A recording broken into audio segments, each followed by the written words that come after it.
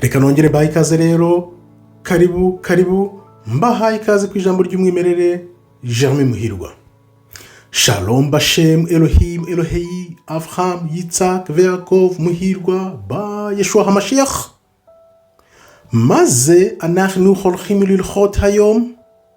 Tugiye kureba cy'uyu munsi, tugiye kureba umumarayika uhambaye w'ijuru uri kugenda agarukwaho muri no minsi uko bwije nuko bukeye. Hakaba hashize imyaka 2000 umumarayika avugwa, ariko ubu ngubu akaba yongeye kuvugwa muri bya bihe bita ibihe bya nyuma.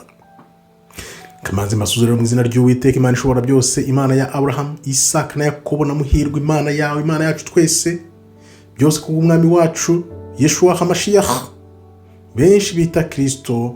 Reka tuze turebe umumarayika umaze iminsi avugwa cyane. Uwo nta wundi n'ubita Metatron, umumarayika uhambaye w'ijuru. Mu gitabo cya Enoki batubwira ko ari Enoki wajyanywe mu ijuru agahindurwa Imana ikamuha amabanga y'iby'ijuru. Reka tuze turebe uko uyu mumarayika uhambaye ateye. Metatron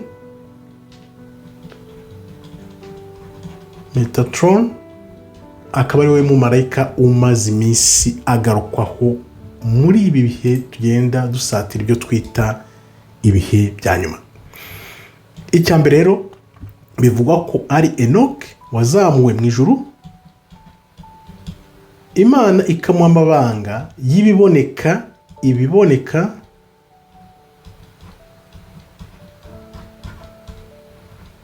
n'ibitaboneka. Kwa kabiri akaba afite inshingano yo kudukangurira ububyutse bwo mu bihe minsi ya nyuma. Gatatu akaba agamije kutugeza ku kuri kubyerekeye ijuru. Ukuri, kumenya ukuri kubyerekeye ijuru. Uzi ko mbabwira ko ibitabo byinshi byava muri Bibiliya, ibintu byinshi barabihishe, ariko uku kuri twese tunyoteye dushakisha. Ni ukuvuga ngo uko tugenda twinjira mu ijambo ry'Imana, uyu mumarayika afite inshingano zo kongera kutugarura mu bubyutse n'ukuri kw'ibiboneka n'ibitaboneka twahishwe imyaka n'imyaka. Kane, inshingano ya kane afite ni iyihe? Kudufasha kugira imyumvire, kuko ushobora kumenya ibintu ukagira ubumenyi ariko udafite imyumvire. Ntabwo kumva imyumvire ya muntu kuyizahura. Iyi nayo ni inshingano ye, imyumvire ya muntu, kugira ngo tumenye ibyerekeye ijuru, ariko tugira amahitamo aboneye. Amahitamo mu byo dukora, wibuke cya giti cy'ubugingo nakweretse, amahitamo, kugira amahitamo aboneye tugendeye ku giti cy'ubugingo, tukamenya kuvuga oya, tukamenya gutsinda ibigeragezo byose, tukabifashishwa na Mwuka Wera, duconnectinga, duhuzwa n'ubusabane bunyuze muri umumarayika uhambaye w'ijuru. Gatandatu, tugomba gusubirana ubutware.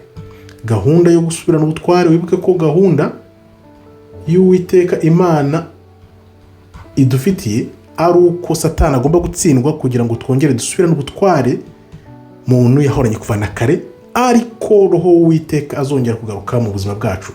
Roho w'Uwiteka akagaruka mu buzima bwacu, noneho gahunda ya nyuma y'Uwiteka igasozwa, ari kugira ngo ikiremwa muntu cyongere gisubirane n'Uwiteka nk'uko Imana yabitekereje kuva kera na kare. Ikaba ariyo gahunda y'umumarayika uhambaye Metatron. Metatron rero ari kugenda agaruka muri no minsi. Ngira ngo wenda namwe n'ubwo by'umisi uyu munsi mushakishe murebe, tumenye iby'umumarayika kuko uko ibintu bigenda byigaragaza nk'uko tubisatira ibihe bya nyuma.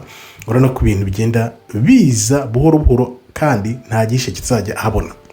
Witwabanye rero nkakubwira nti kandi aho like kugira ngo ubutumwa bugere ku bantu benshi cyane, usangiza abandi, kuko ukuri kubohora imbohe.